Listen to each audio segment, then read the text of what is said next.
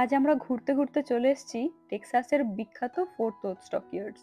ইতিহাস, সংস্কৃতি আর পুরনো আমেরিকার আসল স্বাদ মেলে এই জায়গাটাতে। পুরনো কাঠের সিঁড়ি বেয়ে আমরা হাঁটছিলাম সেই সময়ের অনুভূতি নিয়ে, যখন এখানে প্রতিদিন শত শত গরু, বিভিন্ন পশু কেনা বেচা হতো। হঠাৎই চোখে পড়ে গেল এই বড় বড় শিংওয়ালা লংহর্ন গরু। একসময় এরা টেক্সাসের প্রতীক ছিল। স্টকইয়ার্ডস মূলত তৈরি হয়েছিল 1800 সালের শেষের দিকে, গরু আর পশুপালনকে কেন্দ্র করে। গোশালার আশেপাশে তখনকার মতোই পশুপালকদের থাকার ব্যবস্থা এখনো দেখা যায়। এই হলো ফোর্ট ওর্থ লাইভ স্টক এক্সচেঞ্জের বিল্ডিং।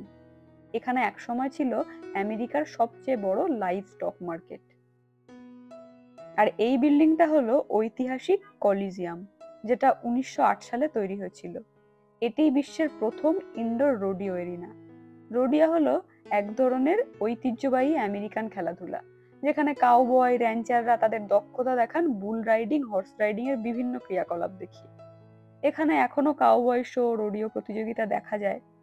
শো দেখতে হলে এই কাউন্টার থেকে টিকিট কাটতে হয়।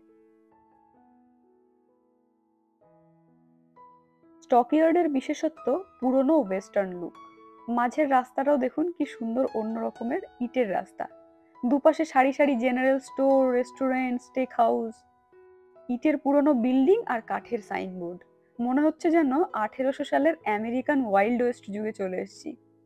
কিছু দোকান আবার সাজানো হয়েছে রেলগাড়ির কামরার মতো, তাই খাওয়ার সাথে সাথে পুরনো আমেরিকান ঐতিহ্যের স্বাদ মেলে। আমার তো দেখতে দারুণ লাগছিল। পুরনো ঘোড়ার আস্তাবল এখন রূপ নিয়েছে দোকান আর শপিং এরিয়ায়। এখানে কাউবয় হ্যাট, লেদার বুট, গিফট সামগ্রী সব পাওয়া যায়। টেক্সাস লংহর্ন গরুর প্যারেড আর আসল কাউবয় দেখতে সবাই ভিড় করে আসে এখানে। এখন আমরা যাচ্ছি মিউলের দিকে। আগে এখানে ছিল ঘোড়া আর খচ্চরের আস্তাবল। খচ্চর বা মিউল একসময় টেক্সাসের কৃষি ও পরিবহনের জন্য খুবই গুরুত্বপূর্ণ প্রাণী ছিল। তাই এই রাস্তার নাম হয়েছে মিউল অ্যালে। এই রোডের প্রতিটি দোকানের নাম সুন্দর করে কাঠের বোর্ডে লেখা আছে।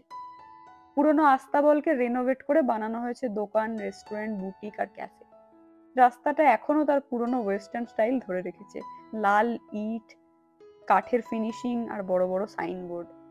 এখানে আছে আমেরিকান পেইন্ট হর্স স্ট্যাচু।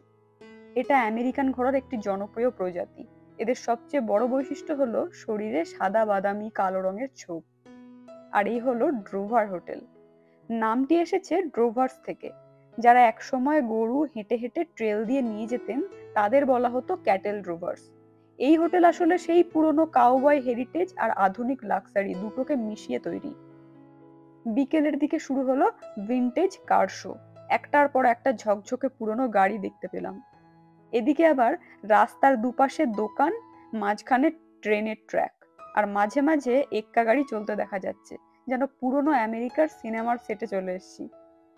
এগুলো বিখ্যাত লংহর্ন জেনারেল স্টোর। এই স্টোরে পশুর শিং, চামড়ার জিনিস আর কাউবয় স্টাইলের নানা স্মারক জিনিস বিক্রি হচ্ছে। যদিও এইসব জিনিস ভালো লাগে না আমার, তবুও এই স্টোরগুলো বা পশুর শিং, চামড়ার জিনিসপত্র এখানকার ঐতিহ্য।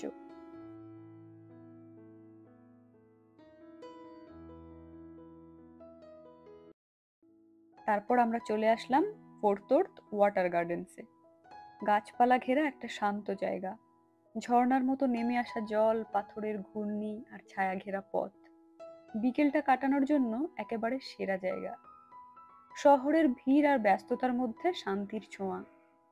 উঁচু গাছ আর দেয়াল ঘেরা একেবারে নিরিবিলি পুকুর। চুপচাপ বসে সময় কাটানোর জন্য আদর্শ। বিশেষ করে অ্যাক্টিভ পুলের সিঁড়ি বেয়ে নিচে নেমে যাওয়ার যে ব্যাপারটা, একটা ভিজিটরের জন্য দারুণ এক অভিজ্ঞতা। গরমের দিনে বিকেলে মানুষ এখানে আসে ঝর্ণার পাশে বসে ঠান্ডা জলের শব্দ আর ছায়া ঘেরা পরিবেশে বিশ্রাম নিতে। দিনের শেষে আমরা ফিরলাম বাড়ির পথে। ফোর্ট ওর্থ স্টকইয়ার্ডস আর ওয়াটার গার্ডেন্স, দুটি জায়গায় একসাথে ইতিহাস, সংস্কৃতি আর প্রকৃতির এক অসাধারণ মিশ্রণ। আমার এই ব্লগটি দেখার জন্য সবাইকে ধন্যবাদ। ভালো থাকবেন সবাই।